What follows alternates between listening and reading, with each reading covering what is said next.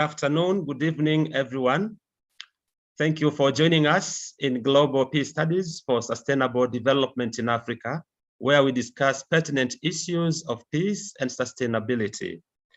And today, I have the honor and pleasure to welcome Dr. Thomas Daffern, who is our speaker today. And I'll just make a brief introduction, and after which he will give us his presentation and leaving us with some minutes for discussion. And then we will conclude for today. And Thomas Daffern is a philosopher, a historian, lecturer, musician, educator, and peace studies specialist. He is director of the International Institute of Peace Studies and Global Philosophy, which works across many academic fields to bring together those with an interest in and a commitment towards the study of peace and philosophy. Thomas is also founder of the Global Green University.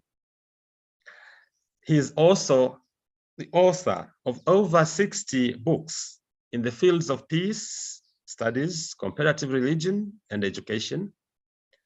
And today he's taking us through a very important theme, which is the potential role of intellectuals, philosophy, and spirituality in peacemaking and peacebuilding in Africa. Thomas, it's a pleasure having you, and please, you're welcome to speak to us. Thank you. Well, thank you very much, George. Nice to see you again, and other colleagues I recognize who are on this call. It's a pleasure to be here. So, wonderful. Yes, just to finish the introduction. So I got into all this, did a degree in modern world history at the University of London in the 80s. I founded Philosophers and Historians for Peace in the early 80s during the Cold War.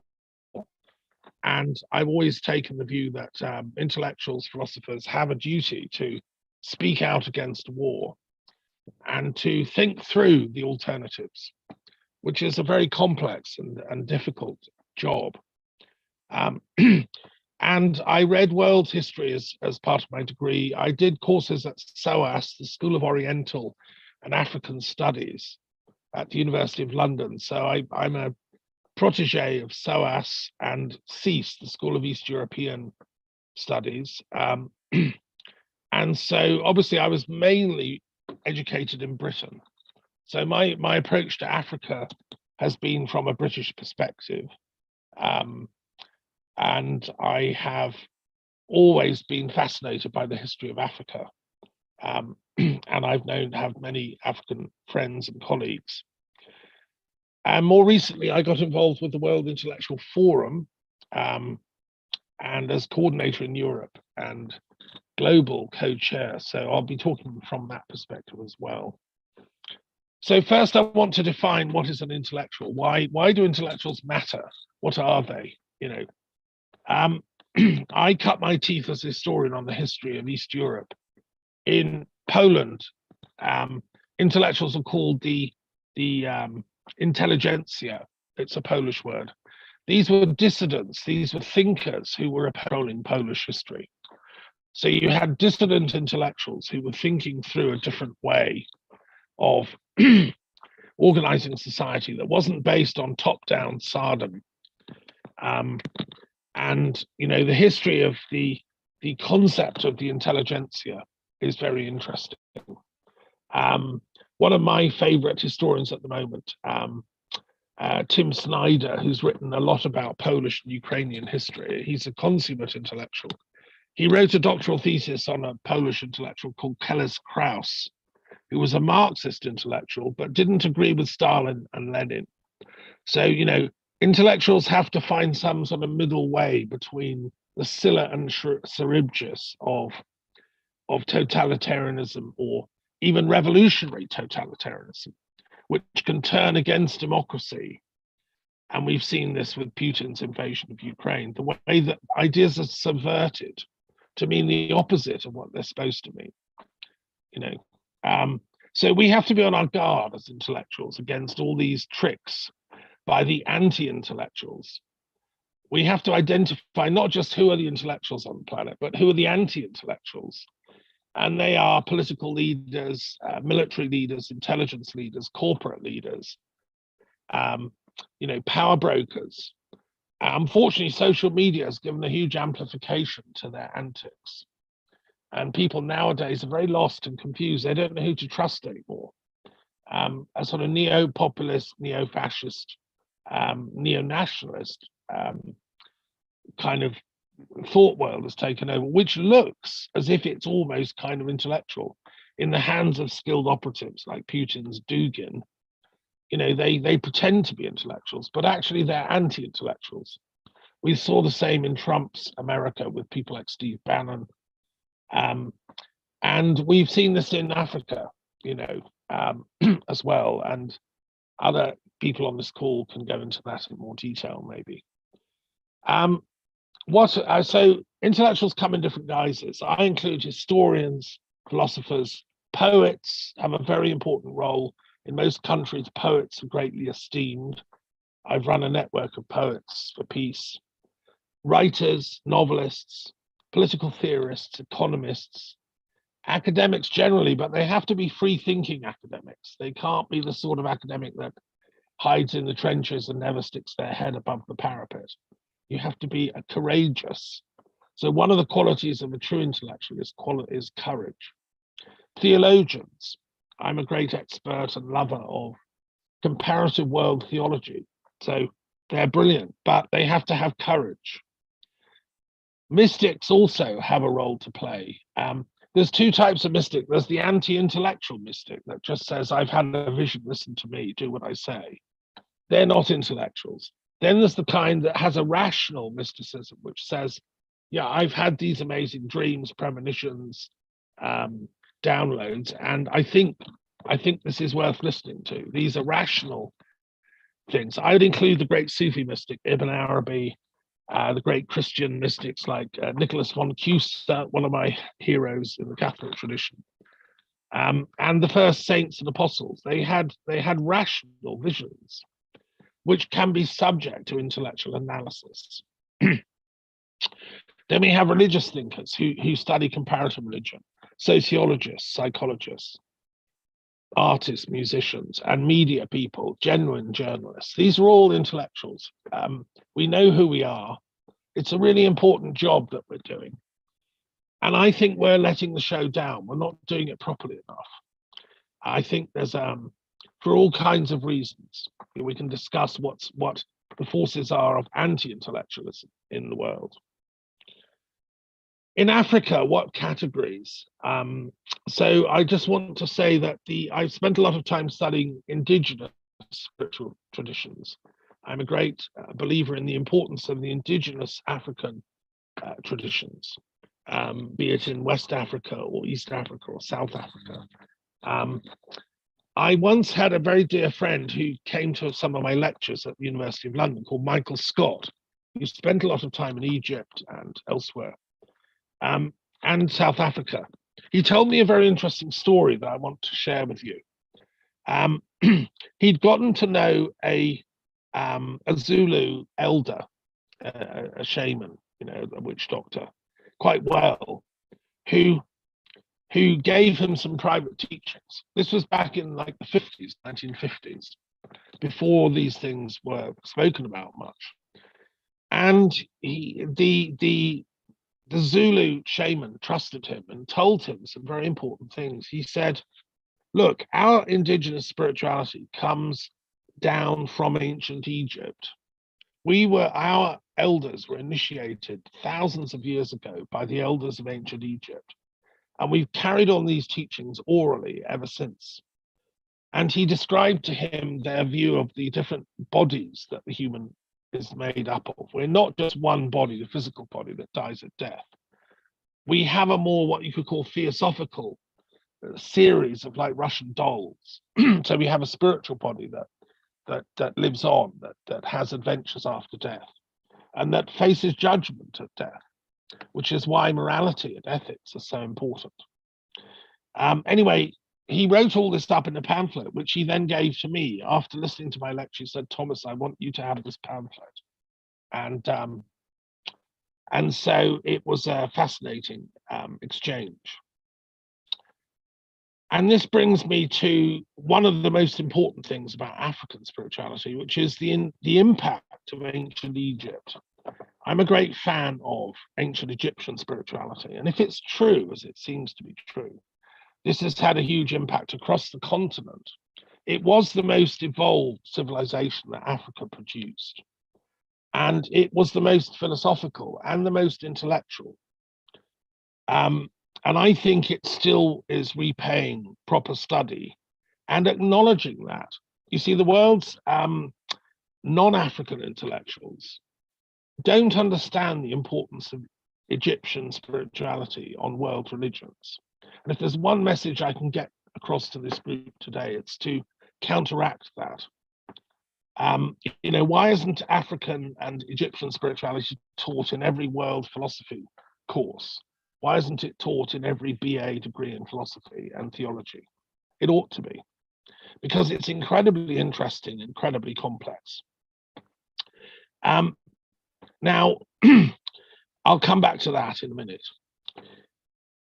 Another category, obviously, in African spirituality is what I call the Christianities. Africa's contributed hugely to Christian theology, including way back in the very early roots of Christianity in Ethiopia. The Ethiopian Bible includes books that are not found in the Latin or the Greek Bible. It's actually older than the Greek and Latin Bible. They have the books of Enoch and they have other books which are really, really important in Ethiopia. Why isn't this studied? Why don't people realize that? If I had the authority, I'd immediately put the books of Enoch into the everyday Bible, because it explains the events of Genesis. Without the books of Enoch, it makes no sense. Genesis seems to be a very perverse story. Once you read the book of Enoch, it makes sense. Coptic Christianity, likewise, very important, rich heritage in Egypt, but also in the Gnostic traditions of Christianity. You see, Gnosticism was an Egyptian thing initially. And I maintain, as the founder of the Mary Magdalene Studies Association, and I've done a commentary on the Gospel of Mary Magdalene and St. Thomas's Gospel, you cannot make sense of Christianity without looking at Gnosticism. Now, St. Augustine didn't understand this. He was terrified of Gnosticism. And it was Augustine that excluded the book of Enoch from the Bible. But that cast a very long shadow because Augustine was actually secretly a Manichaean who was terrified for his life because the emperor just made being a Manichaean illegal. So lo and behold, Augustine stopped being a Manichaean and became a good Catholic.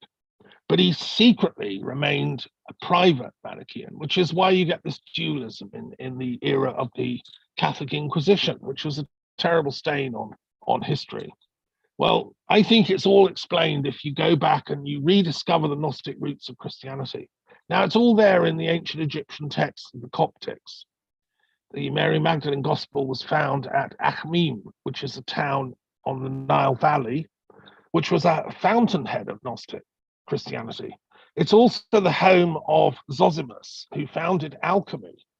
And Carl Jung wrote an amazing tract on Zosimus. He was one of his heroes. Zosimus was like light years ahead of most intellectuals in the world at that time. He'd studied the Enochian literature, the Kabbalah, Zoroastrianism, all the different branches of Christianity. And he repackaged it all, he called it alchemy. These are figures who should be studied. These are African geniuses whose work deserves to be brought out. The other thing that Africa contributed was Hermetic Christianity. And the Hermetic texts, which were the residual survival of the African Egyptian spiritual teachings, very, very profound, very deep, became really important. And so the Hermetic texts cannot be underestimated. I'm going to come back to those in a minute. Obviously, Catholic teachings are very important in the Christian African world, as are Protestant. But you see, from where I'm coming from, I'm a meta-Catholic. as I'm a Metta Mahayana practitioner, I believe that true universalism, I don't think we fully understand the meaning of the word Catholic, which is universalist. And it includes and embraces all these variants of Christianity. If we're going to be true universalists, we have to find the truth in them all. Now I come to Islam. There's a huge influence of Islamic thought in Africa. Again, mainly in Egypt, which is the intellectual powerhouse of Africa. And the Al-Azhar University, which was ironically a Shia university, but now in the heart of Sunni Islam. So you have great Sunni intellectuals, great Shia intellectuals, and great Sufi intellectuals in Africa. We should celebrate them all, and we should be working with them for peace building throughout the continent. This tragic conflict that's come up between African Christians and Muslims, to me, is an intellectual error, and it needs to be resolved. But it can only be resolved if we go back to the ancient esoteric roots of both Christianity and Islam. At the level of Christ or Muhammad or Ali or the great saints of early Christianity and Islam, there is no need for conflict. Peace is their primary duty. And then we have a tremendous rich scientific intelligence in African history. The African contributed mostly to mathematics. I've written a book about religious mathematics recently, and the African contribution is enormous. And there are now departments looking at the history of indigenous African mathematics, which is very interesting. You know, it was a developed and evolved thing, not just in Europe or India, but in Africa itself. There's also a long tradition of Judaism in Africa, which you can trace back through Ethiopia and the lost dynasty of King Solomon and all that. A friend of mine went looking for the sort of traces of all that. And there are Jewish traditions in Africa that are hidden away. We don't know about all of them. And of course, there's a large Hindu diaspora throughout Africa, which have done wonders for the continent as a whole. Again, let's celebrate them. And there are some Buddhists as well. Most African urban centers have some Buddhist teaching units, which are doing good work. So, okay, that's a sort of overview, really, of who's involved, the African intellectual community. And I'd put teachers at the forefront. Most people on this call are some kind of academical teacher. So, we are actually the unsung saints who can make peace. And I love what George is doing on creating peace studies across Africa. It's really, really important. Okay, so I just want to go back and revisit a few points. So what is the potential contribution of Africa to peacemaking intellectually?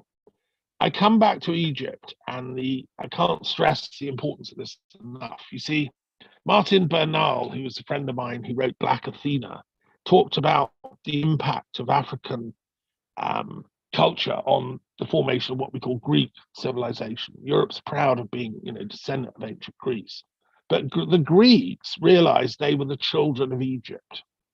And all the greatest Greek intellectuals like Plato, and before him Orpheus and Pythagoras, went to Egypt, even Democritus, and they went to study. So that needs to be reaffirmed. And in the whole Platonic schools of Alexandria and the Neoplatonic schools, there's an African dimension to all this. What is it about? Well, it's about the importance of spirituality. We are not just physical beings, we are spiritual beings, but we can work out our duties, where we sit in relation to the rest of the cosmos and to the gods, the netters, as the Egyptians called them. There's a very interesting research come out recently. I want to draw to your attention if you're not aware of it, which is the impact of African thought on Moses and the Jewish Exodus. There's a very important Israeli-Canadian filmmaker called Simcha Jakobowitz, who's made a film called Exodus with the chap that made the great Titanic movie, James Cameron. If you haven't seen this film, Exodus, it was a documentary out. I reckon they prove conclusively that Moses lived not at the time of Ramses II, which is the official story of biblical studies, but actually in about 1500 BC, at the time of Ahmose I, at the time when the Hyksos people were being expelled from Egypt. Now, what Simcha Jakubowicz and James Cameron have done is reconstruct this narrative anew, and it makes 100% perfect sense that Moses was one of the Hyksos leaders who was expelled from Egypt for causing, the West Asiatic takeover of Egypt by Ahmose I, who was a great hero king for the Egyptians. But what Moses took with him was the stuff he'd learned as a court priest and initiate at the court of Ahmose I. Now, it turns out that Ahmose I's key god was called Yah, or Yahweh, who was the moon god of the innermost circles of the intellectuals of Ahmose I's court. Now, Yahweh was the secret god of the moon, who later became called Khonsu, and after that called Thoth, which we've all heard of. Now, I speculate in my published works that, based on all this, that here's old Moses escaping from the Pharaoh who's kicking him out. But what he's taking with him is the secret moon god called Yahweh. Now, we know that it's Moses that brought Yahweh worship into these disparate Semitic tribes. And it absolutely fits because the moon god is the god of mathematics. He's the god of intellectuals. He's Thoth under a different name. So this has huge implications. What if it turns out that Yahweh, the god of Israel, which is just up the road from Egypt, secretly all along is the Egyptian moon god? Now, this revelation hasn't yet filtered through to enough biblical scholars. This is dynamite, what I'm sharing with you guys, right? It has huge implications for Judaism, Islam, and Christianity. And I believe it deserves to be looked at in objective detail. And if it's true, it's true.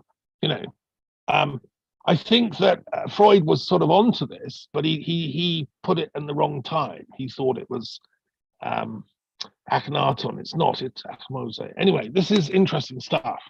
And just to say that this is not new, the ancient Egyptians at the time of ancient Alexandria placed Moses in the time of the expulsion of the Hyksos by Ahmose, some of them like Manetho and so on. So this is this is the original version of the real story.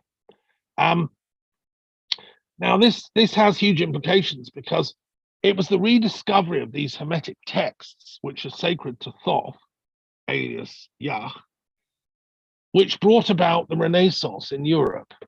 In Florence, we translated these Hermetic texts out of ancient Greek in the Academy of Ficino in Florence. And it gave birth to this, what we call the European Renaissance, to art, to poetry, to Shakespeare, to the whole idea that knowledge is unbounded and we have a right to search for knowledge, right? Now, it's ironic if it turns out that this was, behind it all is the same God, Yahweh, who is the same God as Hermes or Thoth. Now, this had a huge impact on, I would say, the kind of what I call meta-Catholicism. The idea that truth is not something to be afraid of. Leonardo da Vinci and co. The Renaissance mind is devoted to truth above all, and that it's actually, kosher to be so. Okay, so that's and when I was in the Vatican Library recently, I noted that of all the books on the open shelves in the main reading room of the Vatican Library, you can tell who's been reading them because they're well thumbed or not. And, obscure old books, you can tell nobody's even cut the pages, nobody's read them. But the Hermetic texts were so well thumbed that they were like grey with, with people's sweat and fingerprints and stuff. So I can tell you the Hermetic text is still really popular in the Vatican Library, and I think I've explained why. We can also look at the impact of Ethiopian Christianity on the birth of Islam. I go so far as to say there'd be no Islam were it not that the king of Ethiopia had offered refuge to the first generation of immigrants who had to flee from Mecca when they were being persecuted. And he gave them succor. Even when the anti-Muslims came after them, he said, no, I'm going to protect these people. I don't agree with their theology, but I'm going to protect them. So, you know, Ethiopian Christianity helped give birth to Islam.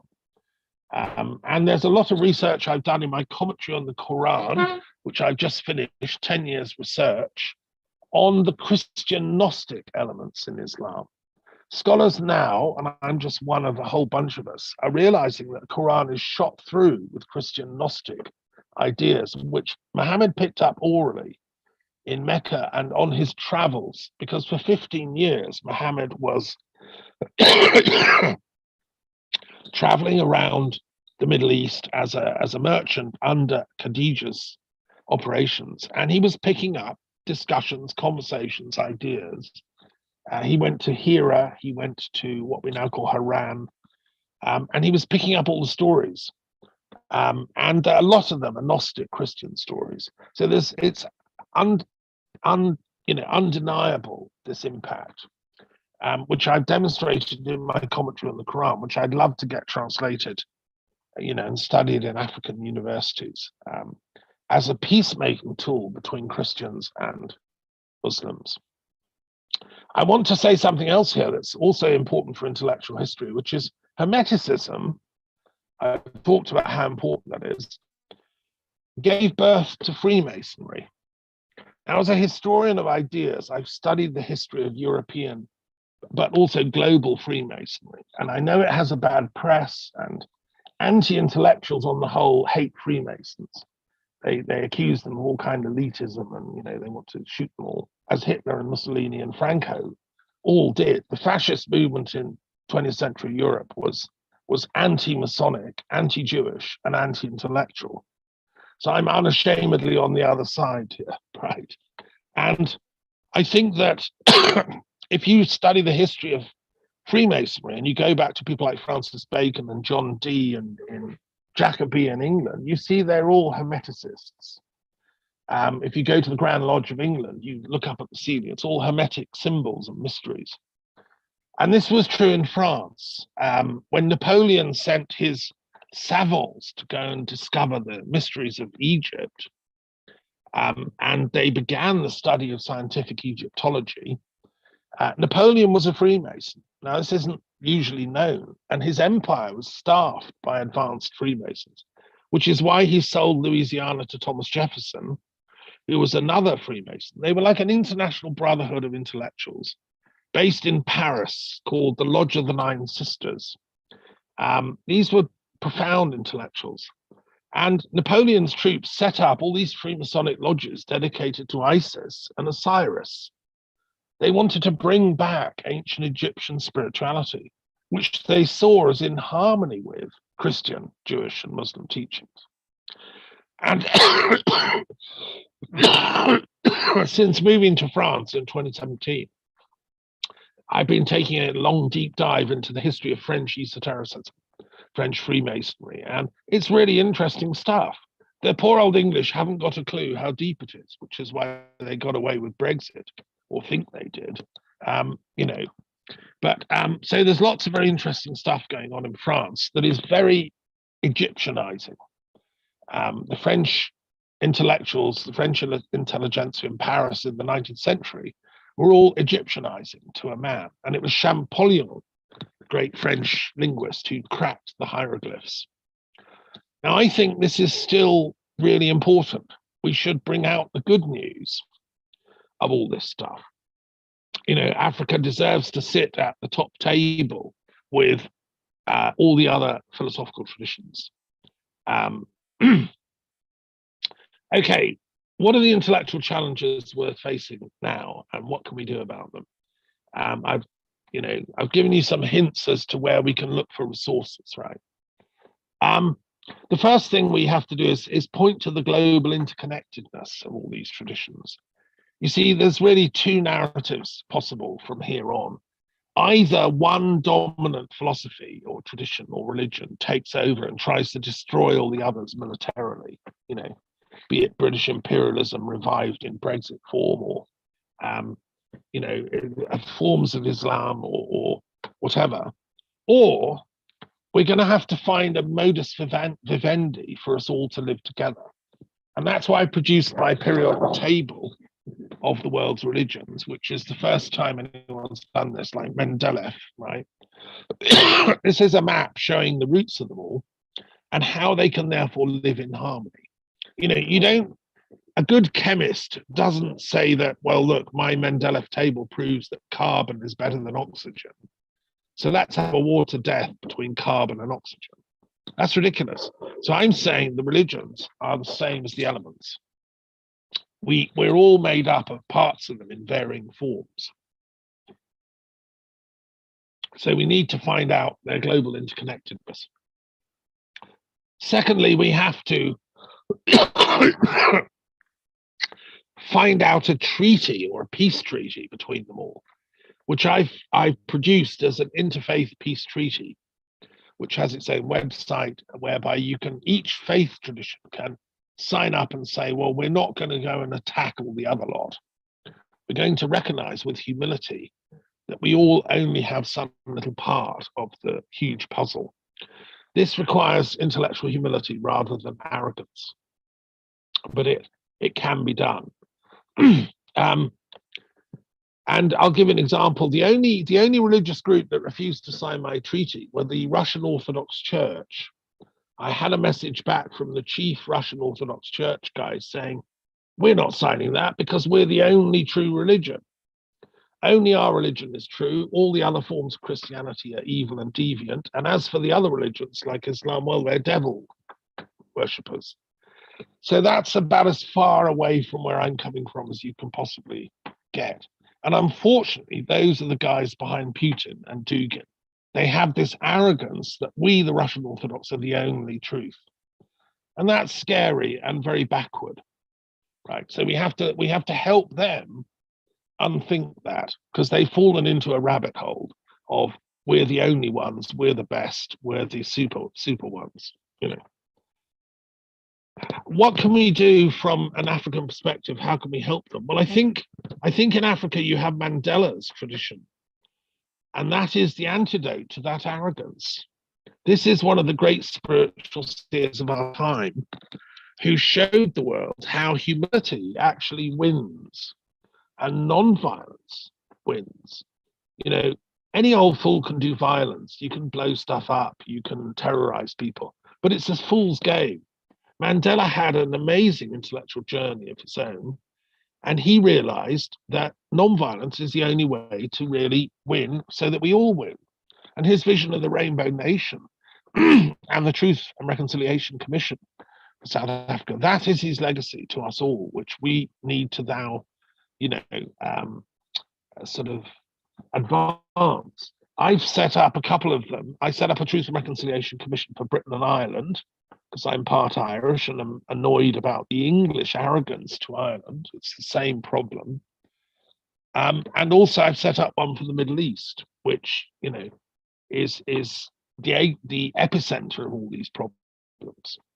So in a sense, taking that Mandela's idea on. And behind him, of course, lies the legacy of Gandhi, who was South African as well as Indian, and who began his career as a peace activist in South Africa. We should never forget. Gandhi is another child of Africa. His first public lecture was to the Theosophical Society in, I think, Durban. I was a friend of Lord Attenborough, who made the great film, Gandhi. But we should probably see another film just about Gandhi in Africa and his impact. I think it's what's important. What I'm trying to do with the World Intellectual Peace Forum is bash on about this idea of global good governance. We all need to come together with the UN, with the other agencies of international, power brokers, the EU, the African Union, very importantly. The Commonwealth has useful networks in Africa. So does the world of Francophonie, the French-speaking African communities, they all need to come together and ask, what is global good governance and what role can Africa play? And within that, what role can intellectuals play? I think we have to be, as I've said, we have to be vigilant against the anti-intellectualism that's going on, expose it for what it is, which is a bunch of lies and hysteria and, all the rest of it. And we have to somehow get the notion across that actually we can live in harmony with each other's cultures. And I'd love to see, the European Union does a lot of work with Africa. That can be improved, increased, and we should be supporting global good governance initiatives. Then we can also be doing what George is doing, which is promoting peace studies. Because, I'd love every university in the world to have a peace studies department, including in Africa. Because to me, the point of scholarship is precisely to find peace. And so, if you go back to the origin of the university here in medieval France, Abelard and co., what were they doing was trying to find peace. And let's fulfill that mission. Another challenge we're facing for intellectuals is the war in Ukraine, which is having an impact on Africa, creating famine. I've worked with Ukrainian, Russian, other intellectuals trying to stop that war. But, we're up against this anti-intellectual force, which is very dangerous and misusing the media and so on. So we need to think through how we solve that because it's having a huge negative impact on Africa. And then finally, the question of climate change, again, something that Africa is experiencing, and we can, we need to raise our voices in Europe, in Africa, in the Americas, in every part of the world. And this is why I'm so against war, because war is the single worst cause of climate change. When wars happen, the bombs, the tanks, the missiles release all this stored up energy and contribute to global warming. We can't see these as separate issues. It's not, I'm going to be a green activist and fight climate change, or I'm going to be a peace activist and fight war. No, we have to do both simultaneously. It's a logic of both and, as Nagarjuna called it, the great Buddhist philosopher. And so finally, let's come to the idea of an African peace plan within the wider community of nations. The UN set up a working group on multilateralism. So what's Africa's contribution to the working group on multilateralism? This is where we should be asking. And what's the EU's contribution? What's America's? And what's China's? It's not like we can't afford to sort of have the rhetoric of xenophobia. We have to work with China, which has a big imprint in Africa, and find peaceful ways of empowering Africa using all the international levers that we've got. And as a global community, we need to move to a multilateral, peace plan, in my opinion. And I think intellectuals have got a role in writing that plan and in then helping to implement it as far as teaching schools go. Right, okay, well, I've run out of time, but I'm sure people will want to bring up questions, so I'll stop there if that's okay. Thanks. Thank you very much indeed, Thomas, for this wonderful presentation. Definitely have learned a lot, and people are thinking, and I can see Janet is already clapping for you. And so this is really amazing. And so may I take this opportunity now to ask colleagues, participants to ask questions or make comments?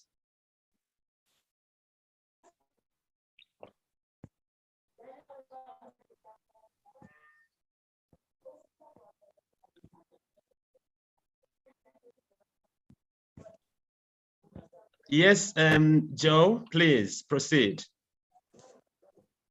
Thank you. Greetings, everyone. I hope you can hear me clearly.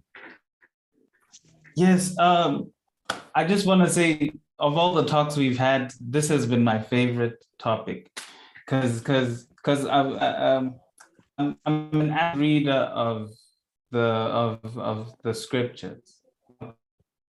So even when you're talking about the text, hermetic text, and all that, I've studied those, and I've noticed that that's a line of thought, that they all share. It's been beautiful to meet it in different ideologies.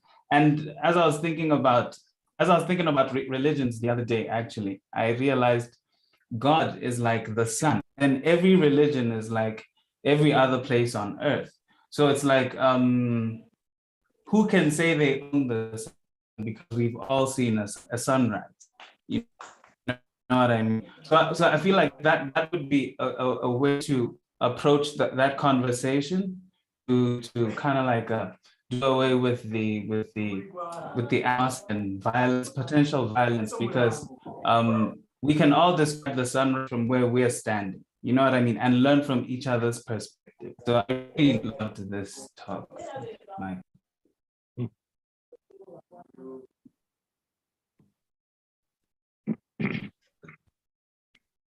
Yeah, you may respond to that if you wish, Thomas.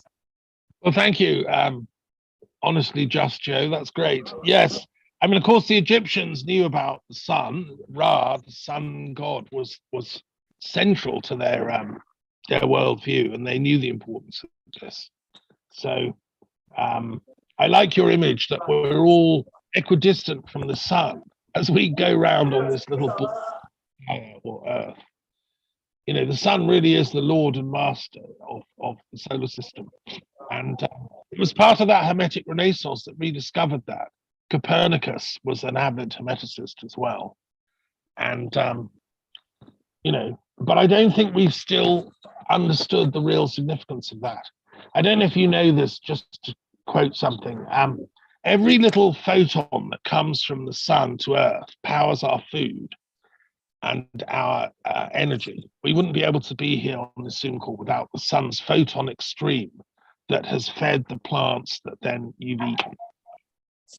Now, each photon is created in the center of the sun by the fusion process, and it takes about 100,000 years to get out of the center of the sun to the edge of the sun. The sun is a huge mass fire of plasmic gases, and it takes 100,000 years per photon to get even to the edge of the sun. And then it takes 9 minutes to get to the Earth. And so when I look at my plate of salad, I think with humility of those photons have taken hundreds of thousands of years to reach me just to feed me. We all ought to live in a state of gratitude and humility, which then solves the wars between these religions. War between religions is a hubristic arrogance that we need to grow out of. We're like little kids on this planet still. We haven't yet had our proper Renaissance. I'm working, and that's all the great teachers have said this. Christ, Muhammad, they all knew this. Right, thanks. Afiz has a hand up. Go for it.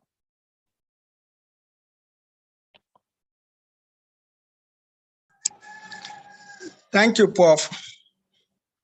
Thank you for the wonderful presentation, because it actually takes us through different aspects of intellectual understanding of the peace of the world. It takes us through the religious aspect of the world, the economical aspect of the world. But what I want to contribute as my part according to your presentation, you said you studied Quran for like 10 years. Am I right? Yes. Yeah. Well, longer actually, but yeah. In the study of the Quran, the study, does it include the commentary on the Quran? Because each sentence in the Quran, it has diverse or many meaning attracted to it. Depends on the commentary or the explanatory that the Prophet Muhammad give on it.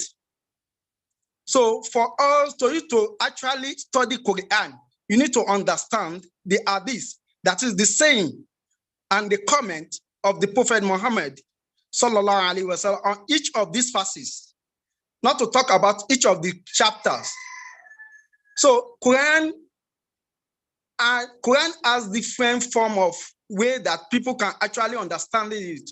You can interpret Quran from the aspect of historical perspective, the economical perspective, and the political perspective aspect of the Quran. There are some that has to do with political aspects of the world. And also, you made mention about that Islam is an offshoot of Christianity. Am I right? I didn't say that exactly. I said that in the birth of Islam, there were very many Gnostic Christian ideas that influenced the thought world of Khadija and Waraka and others in Muhammad's circle. This, I think, is scientifically now accepted. Yeah. Yes, Waraka ibn Nawfal was the one that tried to interpret the dream of the Prophet Muhammad to Khadija. You know, Prophet Muhammad was later married to Khadija after working with her for 15 years. For 15 years. Then the idea, I think you still need to read more further in the interpretation of the revelation that was given to Prophet Muhammad, which is the Quran.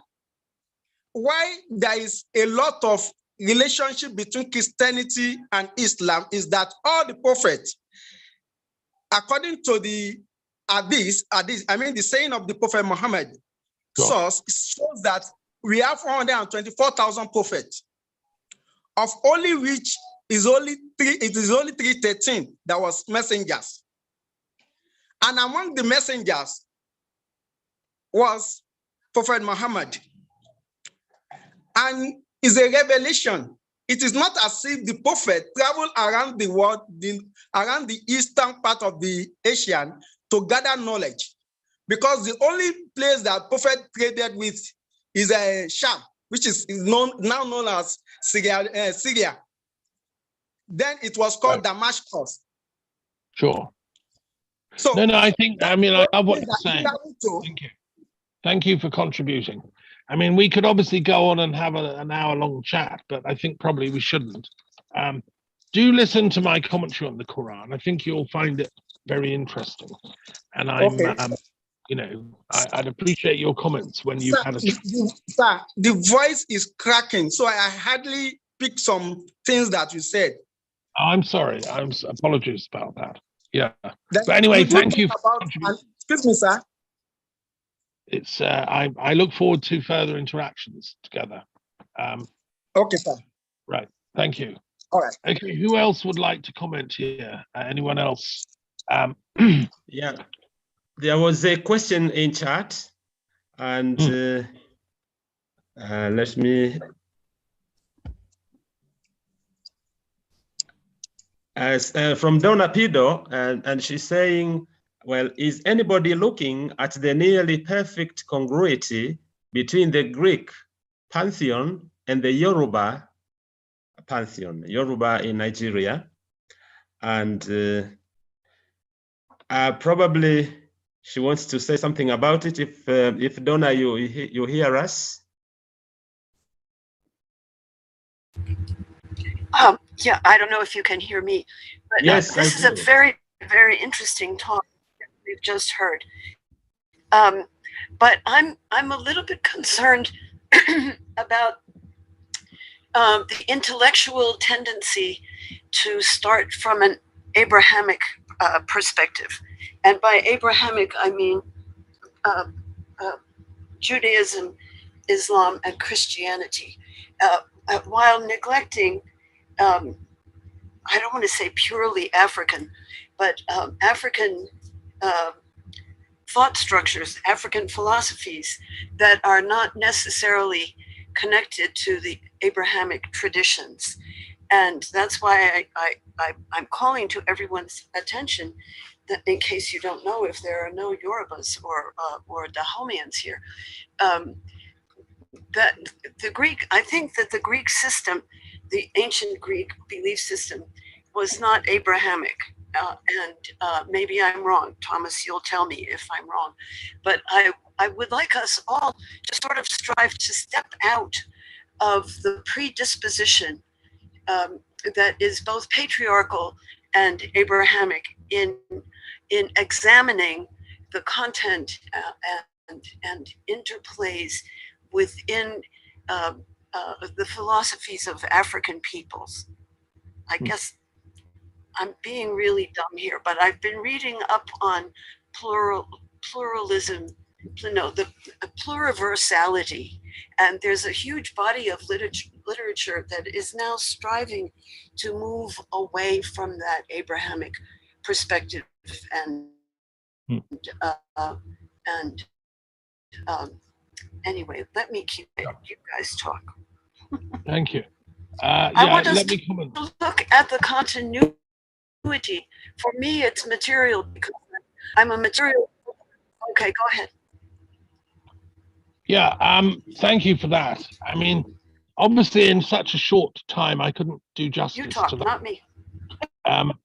But I did start out by explaining my interest in indigenous spirituality, including African. It's something I've studied and worked on a great deal. I'm just completing a tarot of the gods, which is a very interesting 2-year project, and it includes several of the great African gods. And I'm very fully aware of the importance of the African indigenous spiritual pantheon.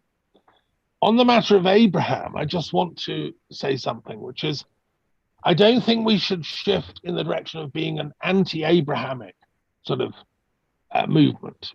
And I've known pagans, I'm a Druid, so I know lots of pagans who, some of them make the error of thinking, oh, we hate Abraham, we hate monotheism, we're all going to get Abraham. What I've done is much more subtle. I've traced Abraham's historical roots, who he actually was, living in about 1750 BC, to his actual hometown, which was Haran, up in northern Mesopotamia, in now southern Turkey. And that's where Maimonides and all the great sages said he came from. It was the British who said he came from Ur of the Chaldees. No, he came from Sanliurfa. And we know where he was from. Now, that's near Göbekli Tepe, one of the oldest spiritual sanctuaries on the planet. Abraham was a pagan who worshipped the god of the moon called Sin. And I've explained all this in my book, The Tarot of the Gods, which is to be published next month.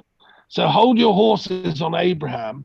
I think I've rehabilitated him as a pagan pluralist, not what was later superimposed on him, this sort of doctrinaire, fanatical monotheist, which has given birth to so many problems. No, this is the irony. Abraham was a pagan pluralist, and I think I've proved it. So just hold your fire on that one. Okay. Thank you so much. Yes, we go to Lester, and then we go to Janet. Please, thank you. And of course, as you know, that I first met Thomas during the book, the encyclopedia launch by Lester Kurtz. So Lester, please proceed. Oh, wow. Where to begin? Thomas, you are a model for us. But you know, as you were talking and then also responding to the other comments, I'm back to the sun and this image of the photons. You know, these millions, I don't know, billions of photons, and you have these billions of ideas radiating from that head, from that brain of yours. Maybe it's the whole body. It's not just the brain. And I love this idea. 100,000 years to get to the margins, and then 9 minutes to get to Earth. And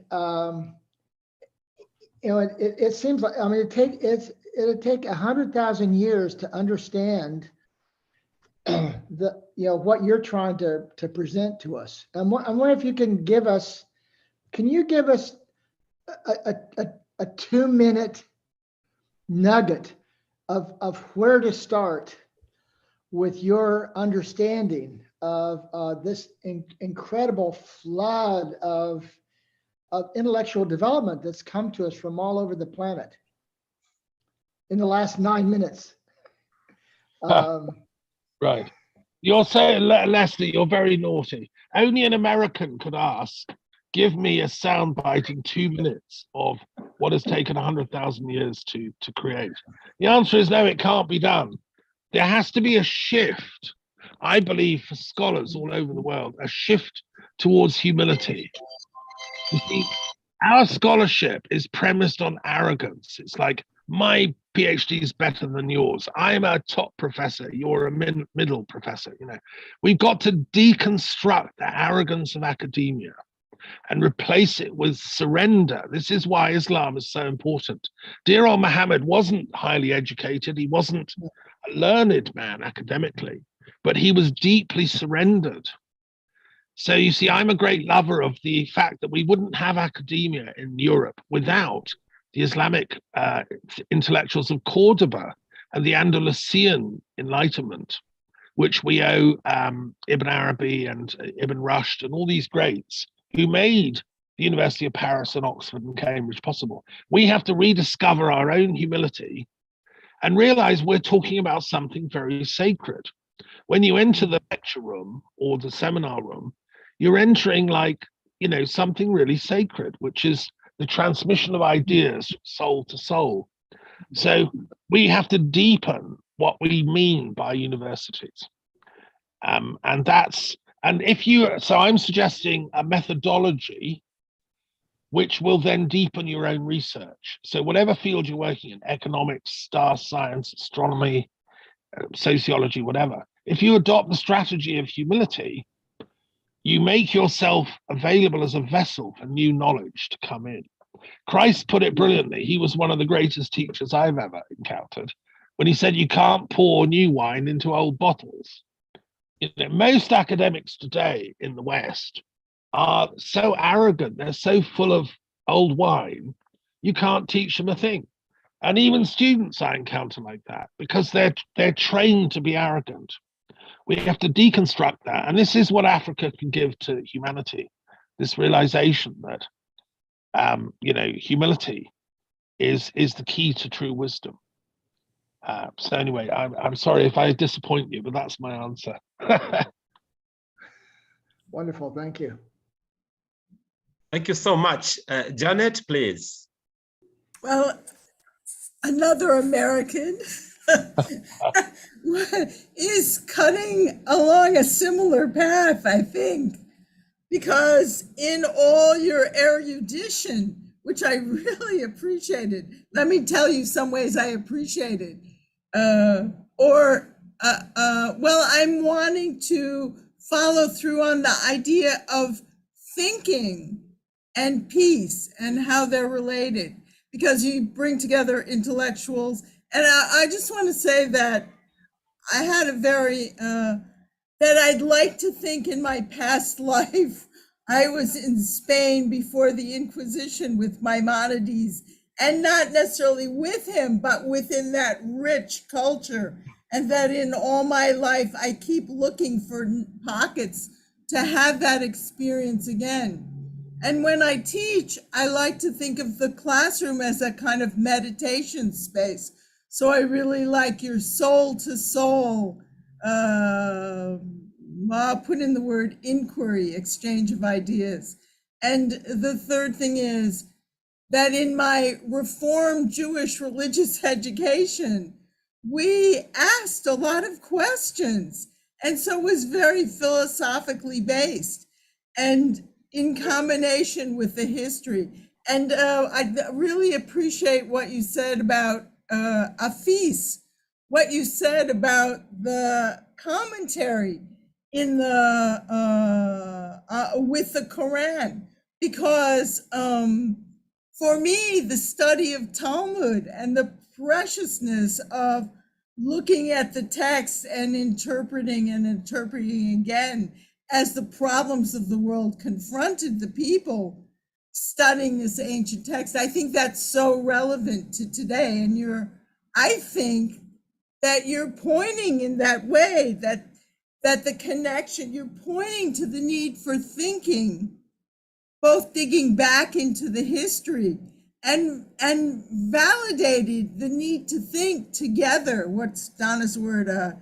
Diversa pluralism or something, nice word, that we're trying to get. So my one-line question, if it were for a 2-minute answer, would be, how do you connect the intellectual thinking traditions that transcend these religions and bring them towards the problem of peace that we are facing now? Okay, well, thank you very much, Janet. That was lovely. I want to start with a little story. So when I was in the Vatican Library, I discovered there's a wonderful back room, which one is allowed into, which has lots of esoteric texts in, on the open shelf. And I was wandering in there, I discovered a book by Abelard. He's one of my intellectual heroes. And it's in Latin. It's called On Intellecting. It's never been translated into English even. And he uses intellecting as a verb, not a noun. In Abelard, intellecting is kind of what we're doing now on this Zoom call. We're thinking together, we're intellecting.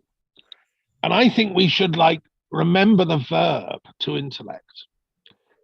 And that is the activity of deep thinking. Intellecting is deep thinking from your center out to the supernatural realm and back. Like when Plotinus did intellecting, he was asking his soul, where do I come from? What am I? What is consciousness?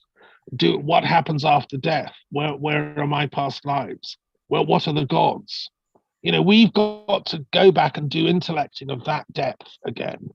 And when Christ asked us to kind of, to love your God with all your heart, your mind, and your soul, by mind, he meant doing deep intellecting. You may or may not know this, but the Greek word for a disciple, which is used in the Gospels, which I've also done a detailed commentary on, by the way, all the Gospels, is a mathematiki.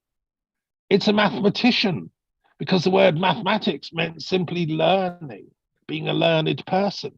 So Christ, when he called his disciples together, and he did speak Greek as well as Aramaic and Hebrew, said, come on, mathematiki, what should we talk about today? So we've got to make intellecting fashionable once again inside our universities and seminaries and our religions, be it Christian, Muslim, Jewish, or whatever. And that's how we fight anti-intellectualism, because the anti-intellectuals don't want us to discover these secrets. They spread the idea that religion is ignorant, it's for fools, it's for fanatics, it's for bombers, it's terrorists. That is as far from the truth as you can possibly go. True religion, deep piety, is deep intellecting. And that's exemplified by people like Abelard and Maimonides and Ibn Arabi and Ibn Rushd and Al-Ghazali and, going back to Moses himself. So that's what I would answer to your question, if you can. Thank you. Very nice. Thank you. Right. Somebody asked the question about women. Let me just say, yes, obviously, my talk is very much about transcending the patriarchal systems by going to the esoteric roots. These traditions were female inspired. And that's why I set up the Mary Magdalene Studies Association, because here in France, it's taught that Mary Magdalene actually came to France. It's possible. And every year on the 22nd of July, we have a conference about her. Fascinating woman and a Gnostic. And the fact that she was suppressed and her voice was never heard is just typical, So I believe as a philosopher, we have to get women's voices out, back into the mainstream, and women intellectuals have a vital role to play. Can I just also add to Jeanette, one thing I didn't have time to talk about, but I want to, is the importance of the Kabbalah for a methodological intellectual framework to work out this universal map of esotericism. And I believe the Kabbalah also goes back to ancient Egypt, partly. It came with Moses, and that's the oral teaching that's handed down. I've known many great Kabbalists and rabbis in my time. I've been taught by them. And I believe Jesus was himself a great, what we would call a Christian Kabbalist. And that framework of the tree of life, which if you're not familiar with, go away and study it, that gives a cosmological context whereby we can slot all the different world belief systems into a meta paradigm. And the fact that it's the tree of life is just so beautiful. You know, that's the way to go. And that should be a teaching for peace, because the Kabbalah is about how we make peace between man and the supernatural realms, each of us individually, but then collectively as well. Okay, good. Any others? Lovely. Thank you so much. Let's go to Ronald and then Joe. Ronald, please.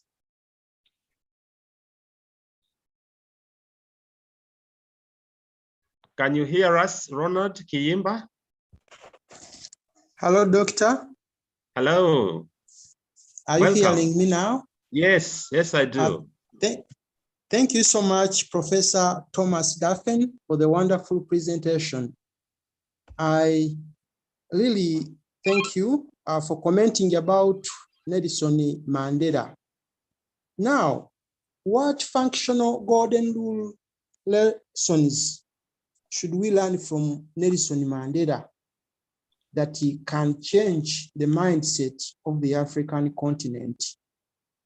As you see, many people, we simply talk about peace, but we are not functional. So what are some of those functional golden rule practices that we should borrow from Nelson Mandela? Secondly, allow me, Professor, introduce to you the Be Peace Africa podcast.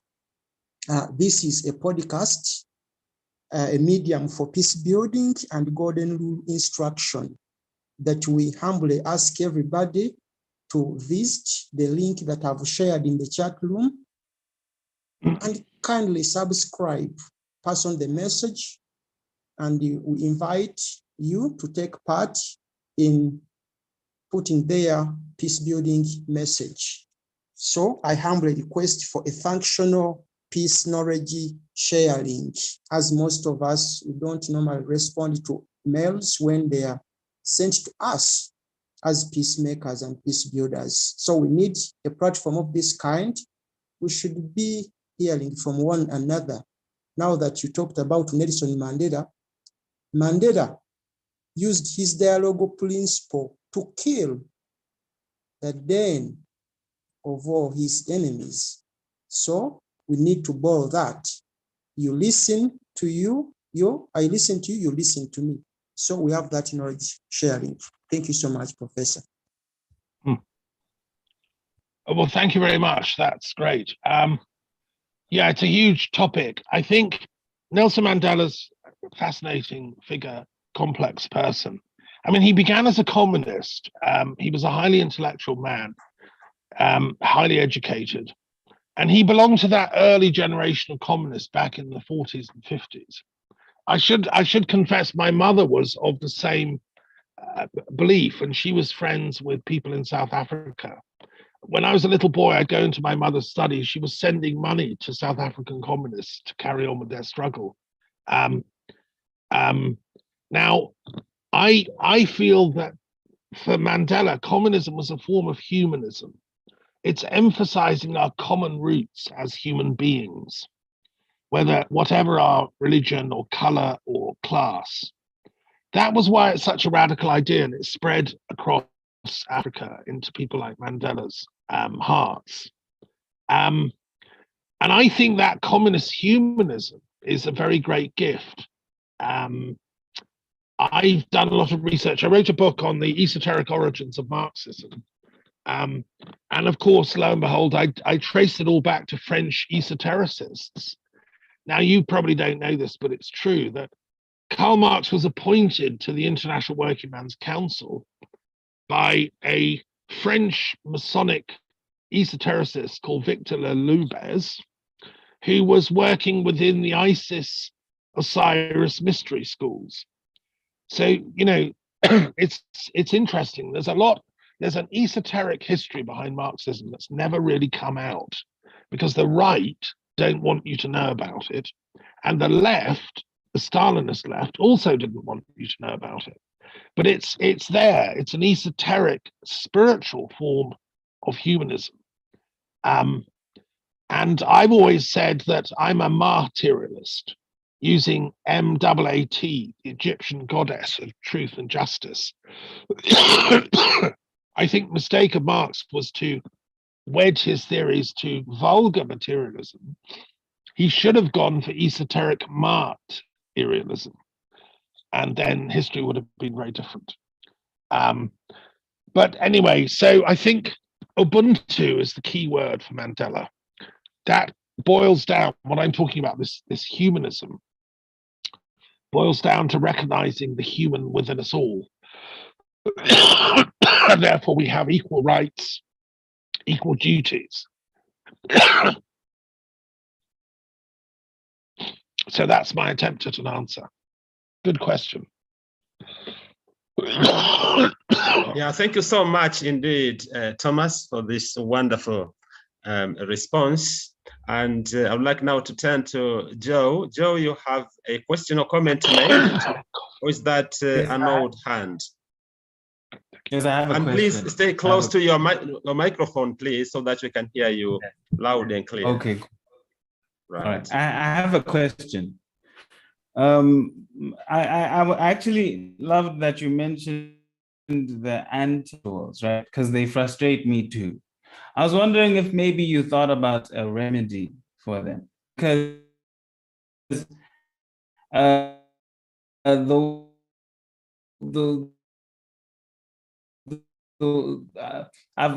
just,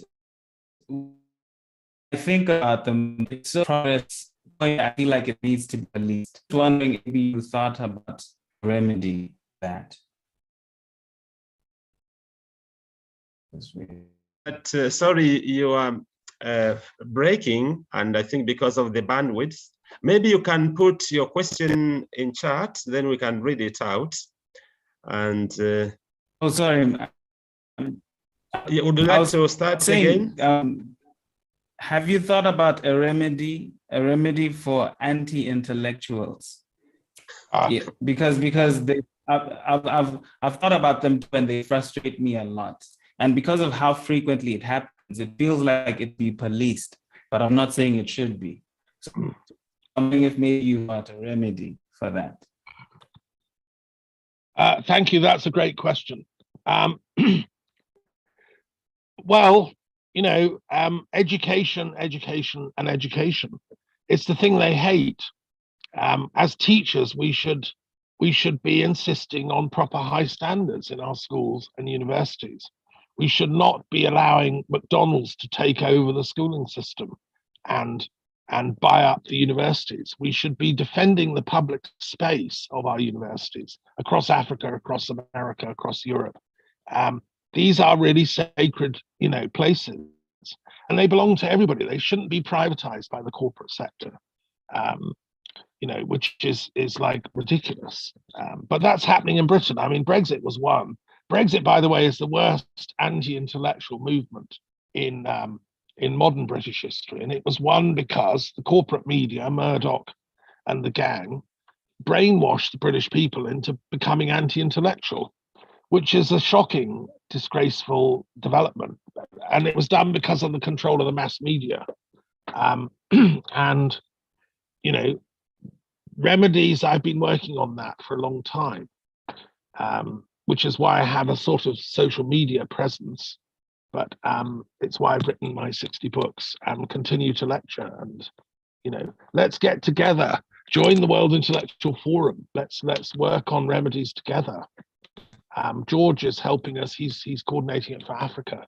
You know, help George, because the more we show solidarity with true intellectuals, the less the forces of darkness can do anything about it. They depend on division, one-upmanship, competitiveness, so the more we manifest love, agape, sharing, the more we do actual intellecting as an activity, that's an unstoppable force. The other thing I would say, we also have to oppose this idea that intellecting is an elite thing. One of the memes of anti-intellectuals is, oh, I hate experts, I hate intellectuals, they're all experts. No, they're not. We're just normal people that have actualized our real potential as human beings. We're Homo sapiens, for God's sake. We're all supposed to be doing intellecting. It's our divine duty and our right. So never accept this idea, intellectuals are elitists. No, we're not. We're the common people. We're the masses, because we have access to that common universal intellect which exists in all of us. Akal, they call it in Arabic. It comes from God ultimately, these faculties. And so anyway, oppose that elitism nonsense. Is a good way forward. Yeah, thanks. Good question, Joe. Thank you so much, Thomas. And Ronald, do you have a question? Or is that an old hand? Ronald, a question, comment? Yes, Doctor. Just a reminder, humbly requesting webinar participants to visit on the Be Peace Africa podcast, the medium for peace building and golden rule instruction, whose link have shared in the chat room. I had requested Professor Thomas Daffern to comment about it and its importance in reaching the peace building message to university students and all stakeholders. Thank you, Doctor.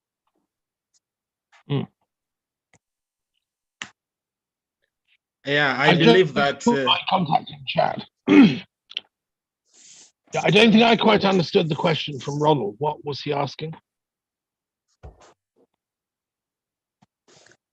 Sorry, he has sent a link in chat. So I think after the webinar, if you could take, or maybe you can contact Ronald. I think he will contact you, and then you can discuss this further. So thank you, Ronald, for that. You're welcome, Doctor. Thank you. I was trying to see whether there is another question in chat. Somebody is asking, that's Donna Pido, does intellecting parallel with brainstorming in our age in history? Intellecting parallel with brainstorming. Sure. Yeah. Is intellecting as brainstorm? Oh. Could you repeat that, please, Donna? I guess the question I'm raising is what Abelard called intellectually, whatever it was that he called it. Is that the same as what we call brainstorming now? Are we just looking at a many centuries later change of vocabulary? Yeah, Donna. What's the diff? Thank you. I think I personally avoid the phrase brainstorming because it's quite a military metaphor. It always sounds to me like storming the enemy bastions. And I suspect it was dreamt up in the think tanks of Rand Corporation that were game playing the Vietnam War and stuff. So they came up with brainstorming, which I think is far too military a metaphor for my taste. Intellecting has got a different intellectual lineage, which I think needs to come back. And as I've explained, it comes from Abelard, and it's a divine activity that we humans can participate in if we train ourselves and learn how to do that. And that was the purpose of higher education, actually. going right back to the ancient classical schools of Alexandria and the Greeks and so on. I should just say it's another thing that I often work with is the image of the 9 muses. And I'm a great devotee of the 9 muses, who were the guardians of sacred wisdom. And Plato built a academy temple in the grounds of the academy in Athens. And scholars were expected at some point during the day to pop into the temple and say a few prayers, you know. Again, that brings us back to this idea of thinking as something sacred. It's, you know, you can't storm heaven, you can't storm the secrets of higher wisdom, but you can learn to be very, very still, and then they come to you. So I think that's the distinction I see. But anyway, I just want to thank everyone again for having me. It's been a great pleasure to share with you all. If you're interested in my work, then just, you know, send me an email, look up my websites. I'll send you a link to my books and things.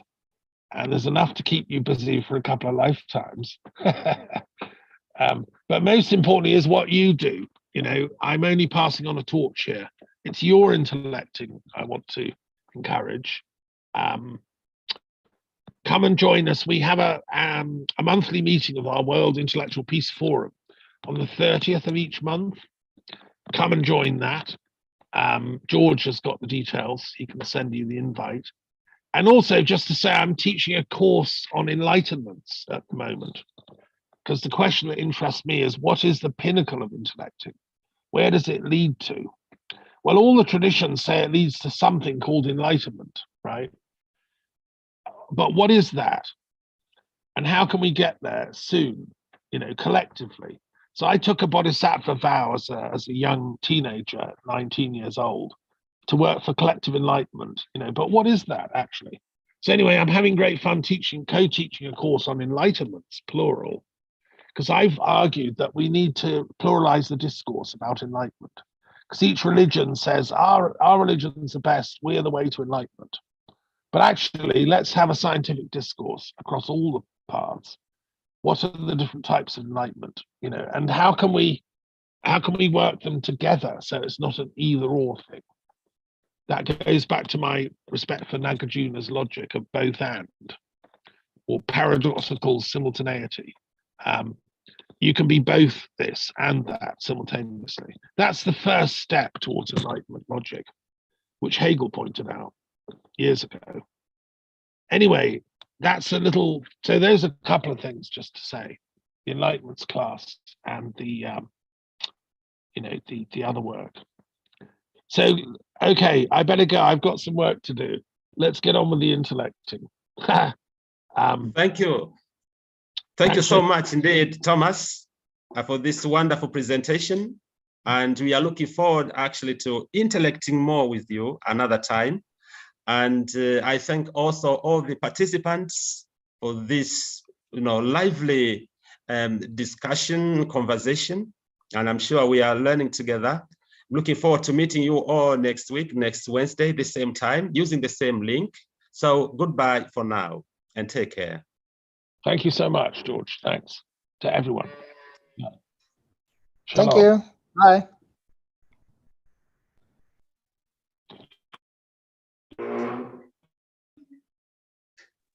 Bye-bye. Okay.